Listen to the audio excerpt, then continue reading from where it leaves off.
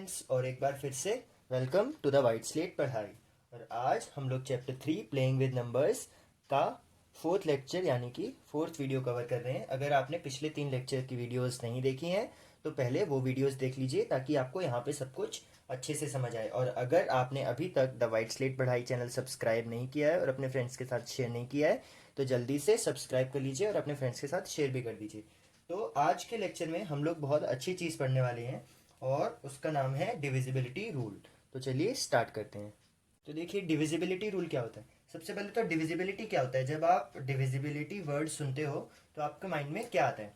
Suppose मैं आपको कोई नंबर दे दूं, लेट्स से 552, तो आप मुझे बताओ क्या ये 2 से डिविजिबल है या नहीं है। तो आप दिमाग में सोचोगे, आप क्या करोगे, इसको 52 से डिवाइड करोगे ऐसे करके, है ना। और फिर आप लिखोगे ऐसे 2 2 ज़ा 4, तो यहाँ ये 4 आ जाएगा। 1 आप माइनस करोगे, 2 लिखोगे, फिर लिखोगे 2 6 ज़ा 12, और अगर रिमाइंडर 0 आ गया तो आप कहोगे हाँ डिविजिबल है। तो ये सब करने में आपको टाइम लगेगा ना। तो डिविजिबिलिटी रूल क्या करता है, डिविजिबिलिटी रूल हमें एक तरह से शॉर्टकट बता देता है कि जैसे ही आप देखोगे कि 52, आप तुरंत बोल दोगे 1 सेकंड के अंदर कि हाँ ये 2 से डिविजिबल है। ऐसे ही आपको मैं कोई नंबर दूं 75 और आपसे बोलूं क्या ये 3 से डिविजिबल है, तो अभी आप क्या करोगे, अभी आप पूरा लॉन्ग मेथड डिवीजन मेथड लगाओगे। आप लिखोगे 3 3 2 ज़ा 6 और ऐसे माइनस करके 1 5 3 5 ज़ा 15 और रिमाइंडर 0 आ जाएगा, तो आप कहोगे हाँ 75 3 से डिविजिबल है। लेकिन डिविजिबिलिटी रूल में हम लोग ऐसे ट्रिक्स सीखेंगे कि 75 देखते ही आप फटाफट 2 सेकंड के अंदर कहोगे कि हाँ ये 3 से डिविजिबल है। तो सिर्फ 2 और 3 के लिए नहीं, 2 3 4, देखो 1 से तो सारे नंबर ही डिविजिबल होते हैं, तो 1 के लिए तो कोई रूल पढ़ने की जरूरत है ही नहीं हमें। 2 3 4 5 6 सबके लिए हम लोग पढ़ेंगे 7 को छोड़ के, क्योंकि 7 के लिए कोई डिविजिबिलिटी रूल नहीं है। तो स्टार्ट करते हैं। देखो सबसे सिंपल को मैं सबसे पहले लेता हूँ। आपने देखा होगा कि ये जो नंबर्स होते हैं 10 20 30 40 50 60 70 80 90 एंड सो ऑन। तो जिन भी नंबर में ये 10 आप देखते हैं ये सब क्या है, ये 10 का टेबल है ना। 10 1 ज़ा 10, 10 2 ज़ा 20, 10 3 ज़ा 30, 4 ज़ा 40, 50 60, 10 का टेबल है। मतलब ये सब 10 से डिविजिबल है, ठीक है। तो यहाँ से हम लोग ये कंक्लूड कर सकते हैं कि वो नंबर, वो सारे नंबर आगे भी जो भी आएंगे ना 100 200 300 ऐसे करके, तो हम यहाँ से ये कंक्लूड करते हैं कि वो सारे नंबर जिनकी लास्ट डिजिट क्या होती है, यूनिट्स डिजिट पे 0 होता है, वो सारे नंबर हमेशा 10 से डिविजिबल होंगे, ठीक है। तो इसको मैं लिख देता हूँ। ये हो गया हमारा डिविजिबिलिटी रूल। सबसे पहले हम किसके लिए कर रहे हैं, 10 के लिए। सबसे पहले हम कर रहे हैं 10 के लिए। फॉर 10 क्या हो गया, 10 के लिए divisibility rule, a number if a number has 0 in the ones place then it is divisible by 10। लिख देता हूं मैं यहाँ पे, इफ अ नंबर हैज 0, नीचे, if a number has 0 at its ones place then it is divisible by 10। कोई भी number, जैसे अब मैं आपके सामने लिख दूं 730, तो आप कहोगे कि ये 10 से डिविजिबल है। क्यों, क्योंकि इसके वंस प्लेस पे 0 है। कितने भी बड़े से बड़ा आपको नंबर मिल जाए, उसके अगर लास्ट में 0 आ जाए, जैसे एक मैं नंबर लिख दूं 7 3 4 6 8 9 7 2 4 2 0, तो आपसे पूछूं क्या नंबर 10 से डिविजिबल है, तो क्या आप ऐसे करते ना, पहले ये पूरा ऐसे लिखते ऐसे करके, फिर लंबा, बहुत लंबा इसको सॉल्व करते जाते। लेकिन अब आप कहोगे क्योंकि लास्ट में 0 है तो ये नंबर 10 से डिविजिबल है।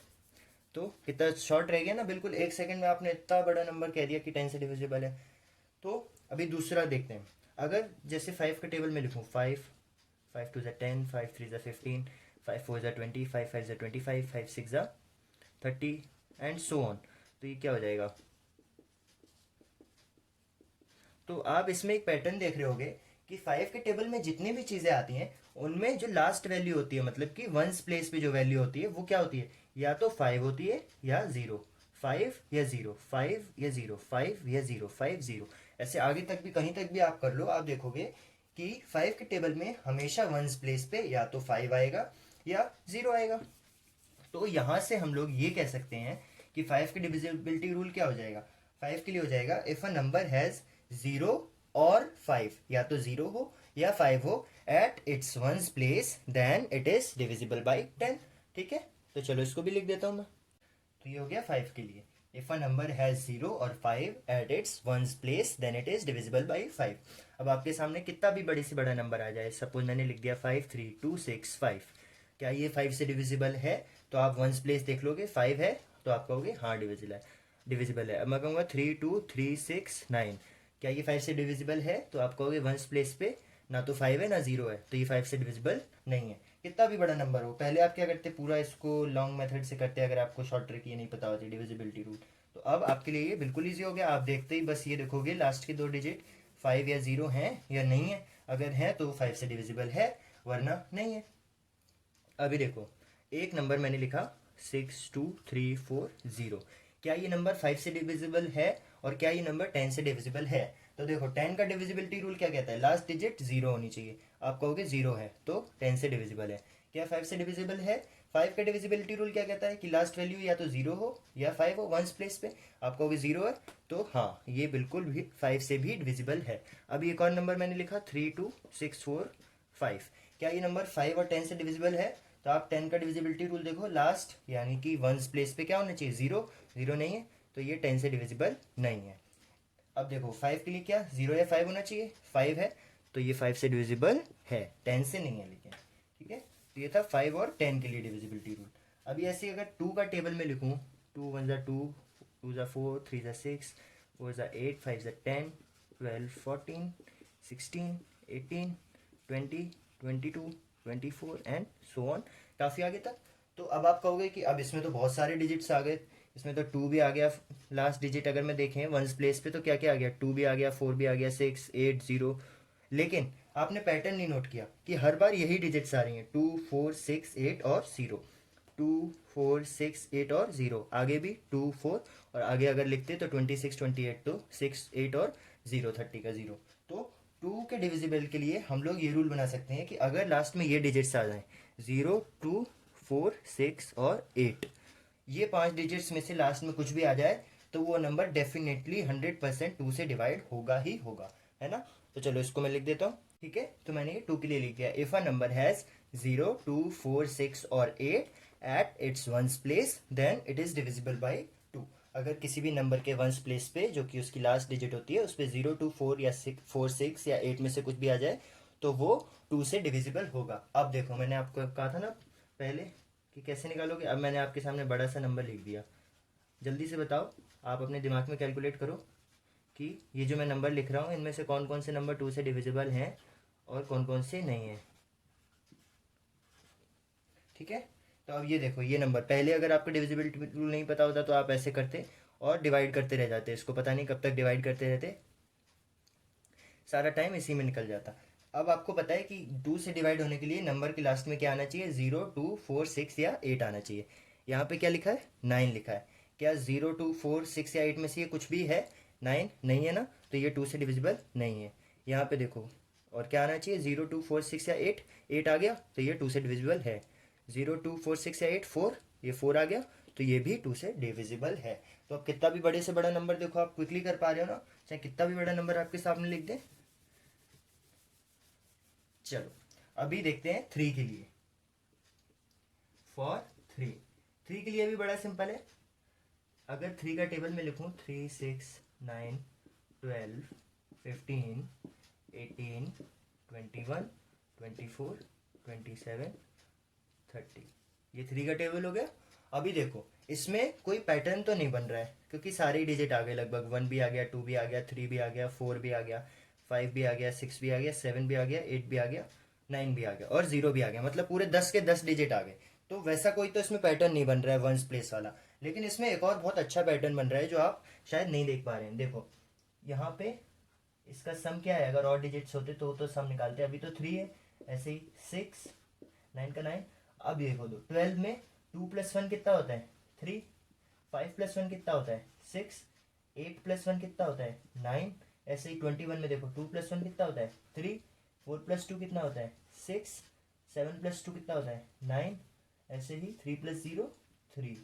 तो आप देख रहे हो कि हमेशा जो पैटर्न बन रहा है वो क्या बन रहा है, 3 6 9 3 6 9 3 6 9।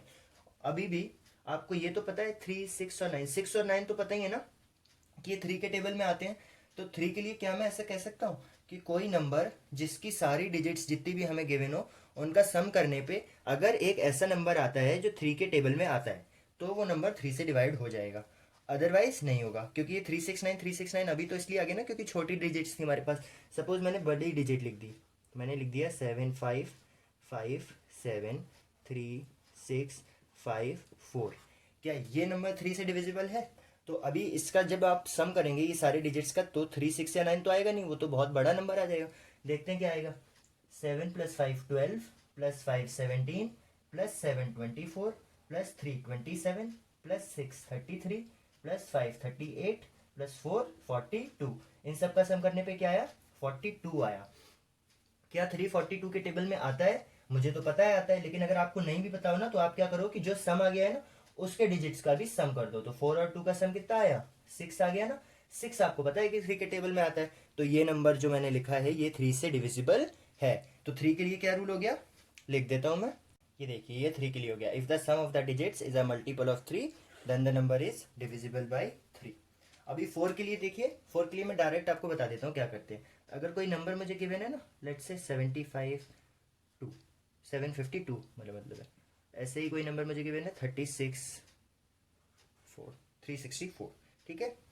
तो 4 के लिए हम लोग क्या करते हैं, कोई भी हमें गिवन नंबर हो तो उसकी लास्ट जो दो डिजिट्स हैं वंस वाली और टेंस वाली, उसको देख लेते हैं कि क्या वो 4 से डिविजिबल है या नहीं है। तो 52 देखो, क्या 52 4 से डिविजिबल है? तो आप देखोगे 4 4 1 ज़ा 4, एक बचा, 2 आया नीचे, 4 3 ज़ा 12, रिमाइंडर आ गया 0। मतलब कि 52 4 से डिविजिबल है। अगर 52 4 से डिविजिबल है तो ये पूरा भी 4 से डिविजिबल होगा। हमें सिर्फ लास्ट दो डिजिट देखनी है, अगर वो 4 से डिविजिबल हो गई तो हमारा पूरा नंबर 4 से डिविजिबल होगा। ऐसे ही 64 आप देख लोगे डिवाइड करके, क्या 64 4 से डिविजिबल है? तो आप देखोगे 4 16 ज़ा होता है 64, रिमाइंडर 0। मतलब ये 364 भी 4 से डिविजिबल हो गया। तो 4 के लिए तो ऐसा करते हैं। ऐसे ही 8 का भी सेम है। 8 में लेकिन क्या करेंगे ना, 8 में हम लास्ट के 2 की जगह लास्ट के 3 डिजिट देखेंगे। जैसे यहाँ क्या लिखा था 364, तो अब इस तीनों डिजिट को देखेंगे कि क्या ये 8 से डिविजिबल है। तो आप देखोगे क्या लिखोगे, 8 4 ज़ा 32, कितने बचे 4, यहाँ से भी 4 आया, 8 5 ज़ा 40, यहाँ पे 4 रिमाइंडर रह गया। मतलब कि 364 जो है वो 8 से डिविजिबल नहीं है। तो इसके लिए तो आपको पूरा डिवाइड करना पड़ा। लेकिन अगर आपके पास 3 डिजिट से कोई बड़ा नंबर होता है, लेट्स से 7 5 2 4, तो अब आपको सिर्फ ये 3 डिजिट देखने हैं, पूरे को डिवाइड करने की ज़रूरत नहीं है। तो 8 के लिए क्या हो जाएगा, आप सिर्फ 524 को 8 से ऐसे डिवाइड करके देख लेंगे कि क्या ये डिवाइड हो रहा है। तो देखो 8 6 ज़ा 48, कितने बचे, 4 बचे, 44, 8 5 ज़ा 40, कितने, 4 रिमाइंडर रह गया ना। तो ये नंबर 7524 ये 8 से डिविजिबल नहीं है क्योंकि रिमाइंडर रह गया। तो अभी मैं क्विकली यहाँ पर 4 और 8 के लिए भी लिख देता हूँ। ये देखो, तो यहाँ पे मैंने 4 और 8 का लिख दिया है। अ नंबर विथ 3 और मोर डिजिट्स इज डिविजिबल बाई 4। 3 या उससे ज़्यादा डिजिट का नंबर 4 से डिविजिबल कब होगा, अगर उसकी लास्ट दो डिजिट जो कि होंगी वंस और टेंस वो 4 से डिविजिबल है। ऐसे ही 8 के लिए अगर कोई भी 4 डिजिट या उससे ज़्यादा का नंबर है तो उसकी लास्ट 3 डिजिट अगर 8 से डिविजिबल है तो वो नंबर 8 से डिविजिबल होगा। तो अब आप कहोगे 4 डिजिट से कम का नंबर कैसे निकालेंगे? तो सिंपल सी बात है, 4 डिजिट से कम का नंबर होगा तो आपको डायरेक्टली डिवाइड ही करना पड़ेगा, ठीक है। अभी 9 का भी मैंने डायरेक्ट लिख दिया है क्योंकि 9 वाला बिल्कुल 3 वाले की तरह है कि हम सम ऑफ डिजिट्स निकालते हैं और अगर वो डिजिट का सम जो है वो 9 से डिवाइड हो रहा होगा तो हम कह देंगे कि नंबर भी 9 से डिवाइड हो रहा है। जैसे 3 में भी यही था ना, सारे डिजिट्स जितने भी एक नंबर की थी उनका सम करके 3 से डिवाइड हो रहा था, तो हमने कह दिया था कि ये 3 से डिविजिबल है। चलो 9 के लिए एक मैं लिखवा देता हूँ एग्जाम्पल, ये लीजिए। तो अभी बताइए ये नंबर 9 से डिविजिबल है कि नहीं। तो आप इसके डिजिट्स का सम कर लेंगे, क्या आएगा, 7 + 2 9 और 9 + 9 18। तो इसके डिजिट्स का सम आ जाएगा 18। क्या 18 9 से डिविजिबल है? आप कहोगे हाँ, 9 2 ज़ा 18 होता है, तो ये नंबर 9 से डिविजिबल है। ऐसे ही 6 के लिए क्या होता है, जब भी 6 का आपको निकालना होगा तो 6 क्या होता है, 6 होता है 2 × 3।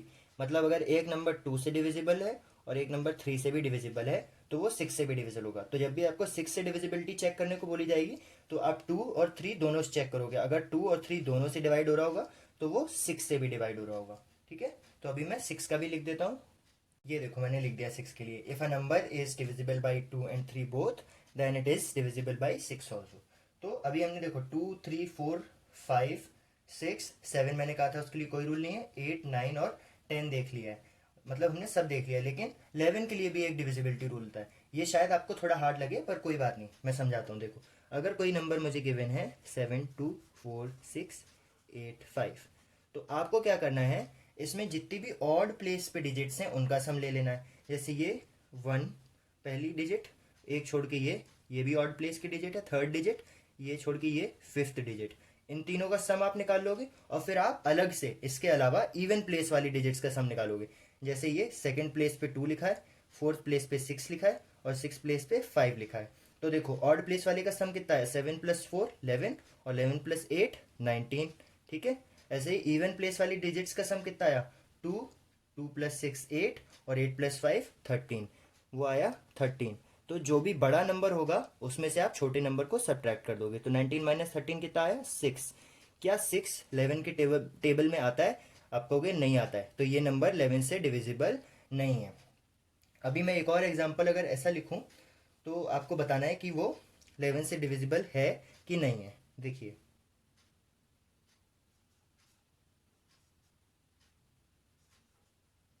ये स्क्रीन पे नहीं आ रहा है शायद, इसी में लिख देता हूं मैं।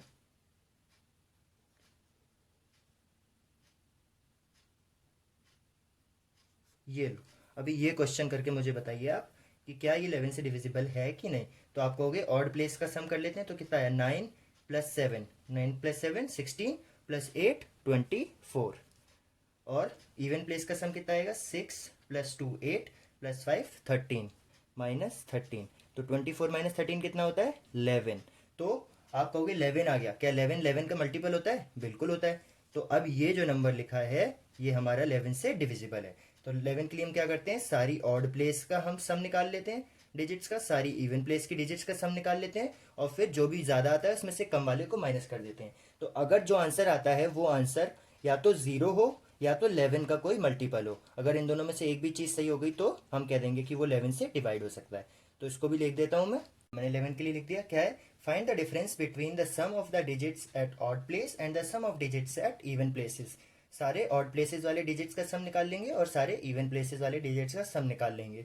If the difference is either 0 और divisible by 11 then the number is divisible by 11। अगर उनका डिफरेंस करने पे, मतलब उनका माइनस करने पे एक नंबर को दूसरे से, अगर 0 आता है या 11 का कोई मल्टीपल आता है तो हम कहेंगे कि वो नंबर 11 से डिविजिबल है, ठीक है। तो ये था हमारा डिविजिबिलिटी रूल। इससे हम काफ़ी बड़े बड़े प्रॉब्लम्स को ईजिली देख लेते हैं, क्या वो नंबर इन नंबर से डिविजिबल है या नहीं। अगर आपको कुछ भी नहीं समझ आया हो तो आप कमेंट सेक्शन में पोस्ट करिए अपने डाउट, या अपना कोई फीडबैक अगर आपका हो तो वो भी आप पोस्ट कर सकते हैं। और वीडियो अच्छी लगी हो तो लाइक करिएगा। Thank you.